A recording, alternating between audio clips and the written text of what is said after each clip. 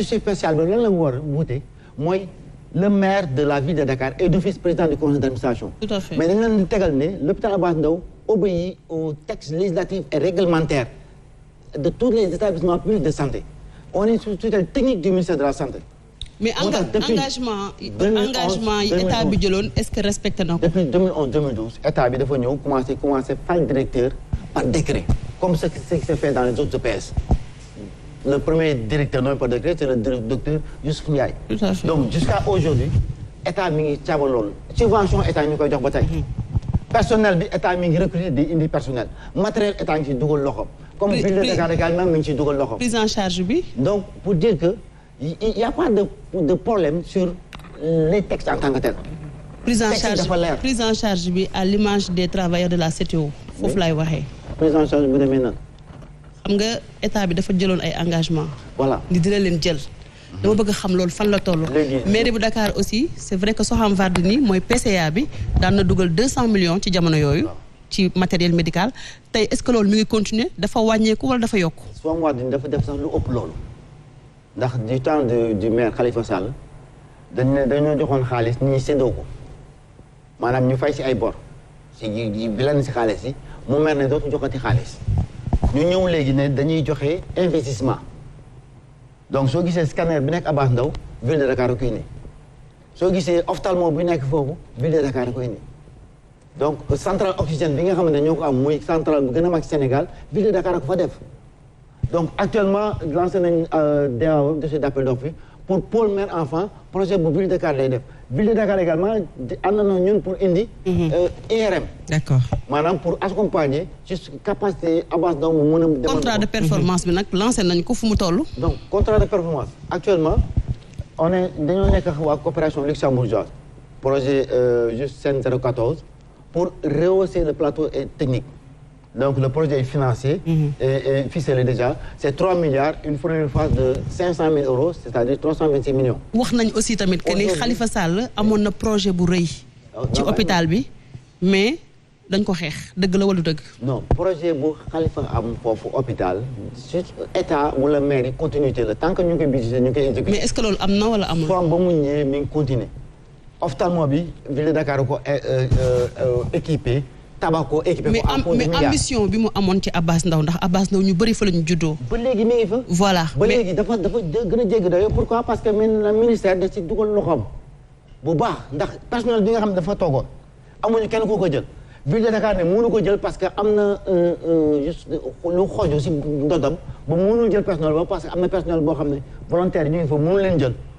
jël si 500 mënu leen jël état si boppam mooy engagement yu ferme. moo tax sama stratégie de ressources humaines ma ne un an. d'accord docteur doguma la dama am ay directives yu leer. le temps que ñu may xoolal sa micro recruter personnel bi nga xamante ne état da ko waroon jël pour dissolution communautaire. docteur am naa si njort bu rafet. micro ñu xoolal ma sa micro rek. ñu dellu ci président Boubacar Seye le temps que ñu may xoolal micro bi voilà. Boubacar ñu jógee peut-être ci Covid bi dugg ci leneen loo xamante ne xewaat na jamono ji. wala boog dégg nañu ko ci info yi lu toll ci juróom-ñetti fukk ak benn doomi Sénégal yoo xamante ne dañu tag ci Maroc bokk na ca benn soxna soo xam ne dafa wannu lor déjà jot nañu ci indi juróom-ñaar fii ci Sénégal mais appel boo xamante ne yàgg nañu ko def di woote wàllu boobu ba tey seen situation mel na lu tàgga téeméer lan lañ ci mën a am comme information. waaw xam nga. de plus. le constat est là. wax nga ko mbir mi musu fee jóge parce que li ko fi indi jógewu fi ba léegi et nous sommes au scénario où c'est toute l'Afrique aujourd'hui qui est endeuillée par ces drames la migration qui continue de dévoiler des aspects aux conséquences incalculables ci société yu nekk en situation de vulnérabilité chronique dëkk bu mel ni Sénégal di payer un lourd tribut parce que le Sénégal dafa nekk un pays à tradition migratoire ancienne tukki pathologie la au Sénégal tey dafa bëri ay beaucoup de facteurs d'ordre conjoncturel et structurel daf ko wone tey ndaw ñi dem ba nga xam ni yaakaaratuñu ni mën nañoo tekk ci dëkk bi la notion de tekki la notion de am-am tey dañu dem ba nga xam ni les questions de mauvaise gouvernance dafa dem bay dafay obstruer les perspectives d'épanouissement des couches les plus vulnérables mooy jeunesse bi dem nañ ba nga xam ni yaakaaratuñ ne mën nañoo tekk fii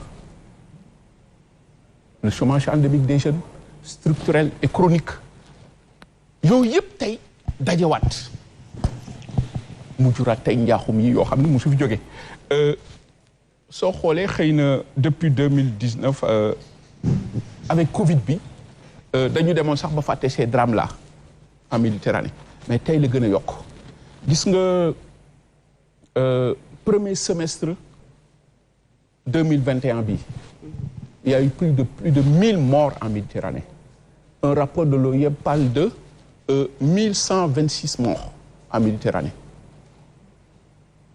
2019 ci même période bi 513 morts moo amoon nga jëlaat même semestre 2021 bii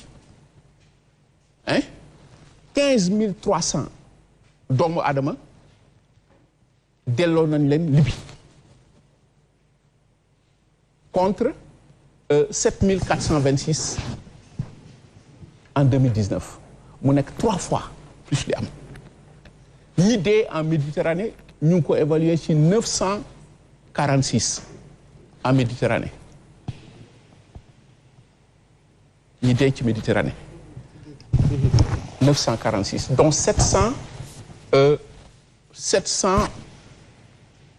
769 su ma juumul en Méditerranée centrale xam nga tey géej gi dafa am ñetti partie dafa am ñetti voies il y a la Méditerranée centrale c'est l'axe Tripoli Lampedusa foofu ëpp ñuy dee il y a la Méditerranée occidentale moom mooy l'axe Maroc jëm Espagne il y a la Méditerranée orientale moom mooy Turquie jëm Grèce waxatuma nag ñi dee dans l'océan Atlantique estimé à plus de 250 mooy gaal yi fi doon jógee dem îles Canaries. C'est énorme. Donc vous voyez le chiffre est alarmant. ñaata nit ñoo bloqué ba tey ni ñuy waxee ni tey il y a bi may def keroog communiqué bi 32 la woon mais tey ñoom nee nañ ils sont 47 sénégalais yoo xam ne depuis 3 mois ñu ngi à Agadez. mais lan moo mën a expliquer loolu c'est-à-dire des sénégalais yu bloqué ci bërëb. te mu bëri fa lool tout le temps dañu koy faral di dégg et les autorités tout le temps ñu wax ko également ci info yi ci rajo yi duñu réagir lan moo koy expliquer une mauvaise politique migratoire wala peut-être bañ a fulaal doomu Sénégal yi nga xam ne ñi ngi ci biti réew waaw bañ a fulaal parce que noonu laa ko mën a tuddee xam nga li tax li ci gën a metti moom mooy ñoom dañ ma ni biñ leen di téye dañ leen téye woon ak yeneen nationalité seen yeneen naataango africain ay Camerounais ay Guinéens ay Ivoiriens ñooñu ñëpp seen dëkk yi yóbbu nañ leen ba tey bi may waxanteeg ñoom sànq ñu ma naan am na ñu dem mais ñoom rek ñoo fa des depuis plus de 3 mois nekk benn camp de concentration benn camp de rétention bu OIM teg foofu ñoom suñ leen waxee tey bu subaa ñu leen ginnaaw suba ñu jaaxle situation yi ñu nekk suñ ko wane woon tey di nga xam ni kon ñun dañu jàpp ni kon ñàkk taxaw am na moo mus a am sax dans ce dossier migratoire l'absence d'assistance diplomatique et consulaire ñoom ñi nga xam ni soxla nañ ko suñu nekkee ci ay difficultés d'ailleurs même ça a été tout le problème d'ailleurs de la diaspora parce que tey boo xoolee soo duggee dans ce dossier là jàmbat yi bëri na soo yooxoo doo gis kenn donc loolu moo tax. alors daaw ci waxtu bi ci weeru août xëy na déggoon nañu ay cas ñoo xamante ne ñu ngi doon dem raison yi ñu joxe woon bokk na ci climat bi bokk na ci également déjà raison bu njëkk bi bokk na ci pauvreté ñàkk xëy les 450 milliards de francs CFA ndax dafa am njeexital bu fekkee ne gis nañu ne ba mois d'août bi même si ñu ngi wax ne am nañu dem mais chiffres yi tollagul foofu. mais gis nga. Je vais alerter même sur le fait qu'il y aura un risque d'intensification de ces flux-là migratoires indécis sous l'aiguillon de l'extrême pauvreté due au Covid-19. Ah oui? Ah ben oui. Ça a commencé na wax naa le chiffre yi léegi premier semestre 2021 ak semestre 2020 gis nga chiffre nu mu demee donc tey Covid bi avec ses conséquences de récession économique li muy indi dans les pays africains comme le Sénégal donc tey vu nos pesanteurs socioculturelles parce que xam nga ce phénomène-là c'est un problème très complexe moo tax pour nga analyser ko da ngay jël en amont moo tax même en parlant des responsabilités nous avons l'habitude de dire que c'est des responsabilités collectives nous sommes tous responsables parce que tey gis nga Sénégal tukki moo fi xew ba nga xam ni même les théories daf koy wane boo jëlee toutes les théories de la migration en parlant par la théorie néoclassique à la théorie à la causalité cumulative ba jaar sur les nouvelles économies des migrations internationales théorie bu nekk dafa amputer une part de responsabilité à une frange de la population moo tax nous sommes tous responsables. Donc alors, la pauvreté, l'extrême pauvreté, le chômage endémique, les questions de mauvaise gouvernance maintenant sans parler de nos pesanteurs socioculturelles parce que loolu moo ñu sonal parce que Sénégal dañu nekk dëkk boo xam ni lépp am la. lu mu am lu mu sol. li mu def xam nga cere tam xarit sax da ngeen koy wax da ngay gis différence bi. donc nous sommes dans un pays où l'avoir am.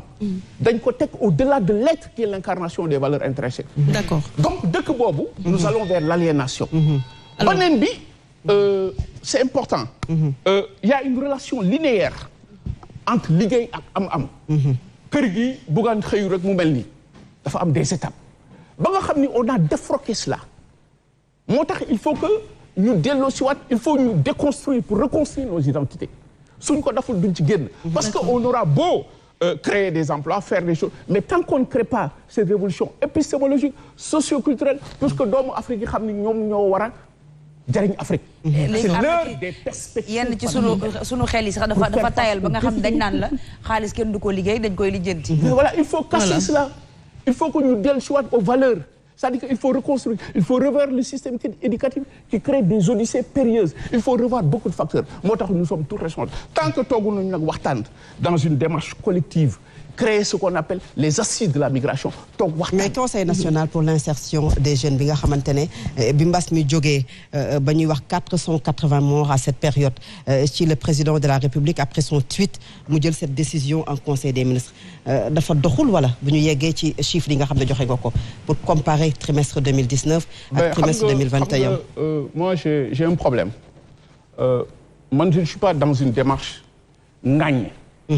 i daful li xam nga tey l'heure est grave hein tey nan la ñu mën a def tey ba face à ces défis-là que ensemble ñu trouver des solutions pour sauver les générations à venir sinon nous allons balafrer ce pays-là pour des siècles et des siècles. ok alors xam nga allez-y égaleel. kon man li ma gëm. man gëmuma. man li ma gëm mooy une remise en cause dans la gestion li ma gëm mooy une introspection une rétrospection est-ce que la ma def